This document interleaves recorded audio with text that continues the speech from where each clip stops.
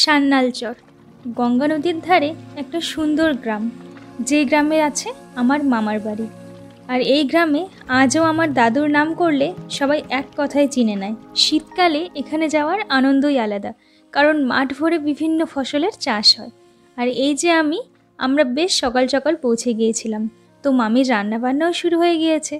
আর যেহেতু এবার শীতকালে যাওয়াটা হয়েই গেল, সেই জন্য ভাবলাম একটা ব্লগ শেয়ার করি, তাহলে আমারও স্মৃতির মধ্যে রয়ে যাবে সব কিছু, আর সবাইকে জানানোও হবে।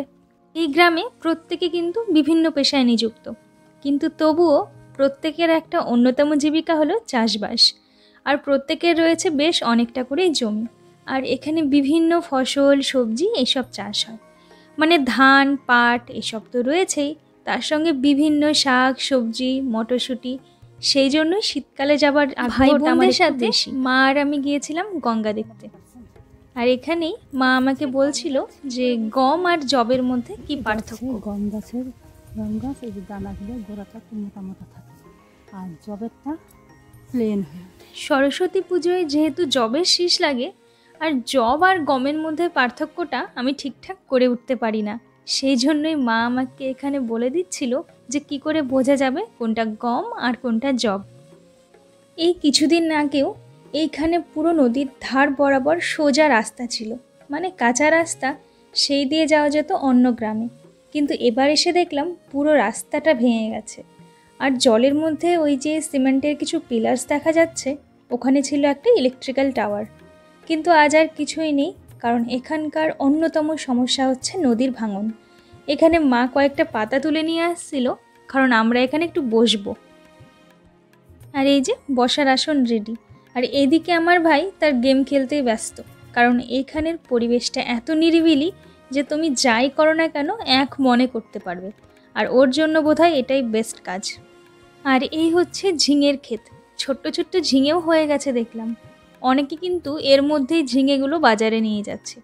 আর এই সাইকেলের ওপরে যে বাঁশ বাঁধা, এর কিন্তু একটা স্পেশাল কারণ রয়েছে। কারণ এই সময়ে অনেকেরই মাঠে মটরশুঁটি তোলা শেষ, তারা সেই গাছগুলোকে এরকম নিয়ে এসে বোঝা বেঁধে বেঁধে সাইকেলে করে যে যার বাড়িতে বা নির্দিষ্ট জায়গায় নিয়ে যাবে। ভাইকে বলেছিলাম কলার পাতা নিয়ে আসতে, তো সেই জন্য ও কলা পাতা তো নিয়ে এসেছে, আর এতেই খাওয়া দাওয়া করা হলো। কিন্তু আনফর্চুনেটলি আমি তরকারি বা সবজির আর ফুটেজ নিতে পারিনি, খাওয়াতে এতটাই ব্যস্ত ছিলাম।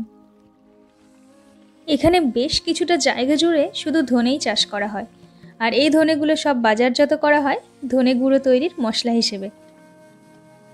এই হচ্ছে মুসুরির ক্ষেত, এই গাছেই হয় আমার ভীষণ প্রিয় মুসুরির ডাল।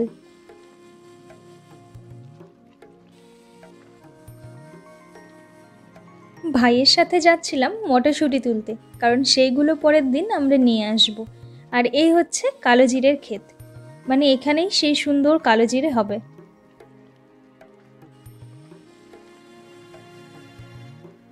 এগুলো কিন্তু রসুনের গাছ, মানে এখানেই সেই রসুনগুলো হবে। এখানে রসুন গাছ আমার মামারাও লাগায়, এবং প্রায় প্রত্যেক চাষি এখানে লাগিয়ে থাকে। আর ওই যে দূরে ওটা হচ্ছে আমার ভাই, যে এখন অলরেডি মটরশুঁটি তোলা শুরু করে দিয়েছে। আর আমি একটা গাছ তুলে এখানে দেখলাম যে নিচে রসুন কেমন হয়েছে। জানো তো এই রকম গাছ রসুনগুলোও কিন্তু বিক্রি হয়, মানে এগুলো অনেক কন্টিনেন্টাল বা বিভিন্ন চাইনিজ কুইজিনে ইউজ করা হয়। রাত্রিবেলা ভীষণ কুয়াশার মধ্যেই যাচ্ছিলাম ফুচকা খেতে, আর সেখানেই দেখলাম এরকম মটরশুঁটির আড়ত, মানে চাষিরা মটরশুঁটিগুলো বিক্রি করে আসার পর এরকম বস্তায় ভরা হয়, আর এখান থেকে এগুলো চলে যায় দূর দূরান্তে। যাই হোক, রাস্তায় ফুচকা পাওয়া গেল, কিন্তু ফুচকা খুঁজতে আমাদের যথেষ্ট পরিশ্রম করতে হয়েছে। গ্রামের দিকে হয় রেগুলার তেমন ফুচকা পাওয়া যায় না। আর পাশের বাড়িতে এখানে রামায়ণ গান হচ্ছিল, তো কিছুটা রামায়ণ গানও শুনে নিলাম, ভালোই লাগছিল। আর এখানে সবাইকে লাল চা দেওয়া হচ্ছিল, কারণ ঠান্ডাও প্রচণ্ড পড়েছিল, তাই আমিও একটা নিয়ে নিয়েছি। কনক লঙ্কার দশা ঘোরতর রণে। এই হচ্ছেন আমার মেজো মামা। তো মেজো মামার কাছে এই অভিষেক কবিতাটা আমার শোনার ভীষণ ইচ্ছে ছিল, কারণ এই মেঘনাদ বধ কাব্যের একটা পার্ট ছিল যখন আমি মাধ্যমিক দেব তখন, আর সেটার নাম ছিল বিভীষণের প্রতি ইন্দ্রজিৎ। তো এই কবিতাগুলো আমার ভীষণ ভালো লাগে, আর মামা ভীষণ ভালো কবিতা আবৃত্তি করেন, তো সেই জন্য মা আর আমি মামার কাছে কবিতা শুনছিলাম। আজ বাড়ি ফেরার পালা, সেই জন্যই সকাল সকাল মামার সাথে আবার মাঠে চলে গিয়েছি এই পালং শাকগুলো আনতে। মামা এখানে আমাকে প্রচুর পালং শাক, ওলকপি সব দিয়ে দিয়েছে, আর এগুলো আমরা আসার সময় নিয়ে আসব।